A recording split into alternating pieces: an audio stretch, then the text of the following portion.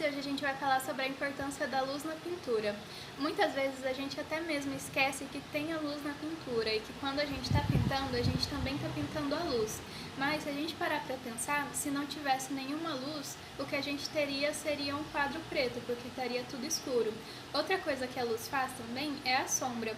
Dependendo da intensidade da luz, a gente pode ter uma sombra mais intensa, mais escura, como por exemplo a das pinturas do Caravaggio,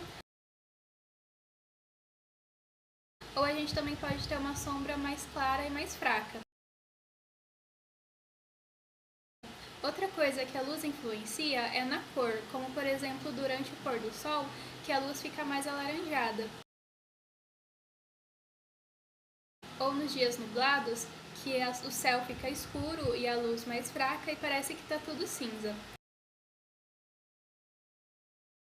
Um pintor que investigou muito a luz foi Claude Monet. Ele pintou mais de 50 vezes a mesma igreja, em horários e em dias diferentes, e ele fez isso mudando apenas as sombras e as cores que ele estava vendo naquela igreja.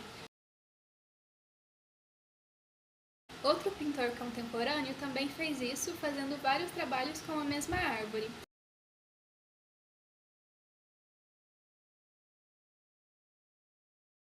E é isso que a gente vai fazer agora. Vocês vão escolher um objeto, pode ser qualquer um, e colocar em algum lugar que tenha luz natural, ou seja, luz do sol. E daí vocês vão fazer 3 desenhos em horários diferentes do dia, de preferência de manhã, durante o dia, e à tarde, durante o pôr do sol. E a gente vai ver as diferenças entre eles, entre a luz, entre as cores. Não esqueçam de usar bastante as cores. E essa é a primeira atividade. Não esqueçam de postar no grupo.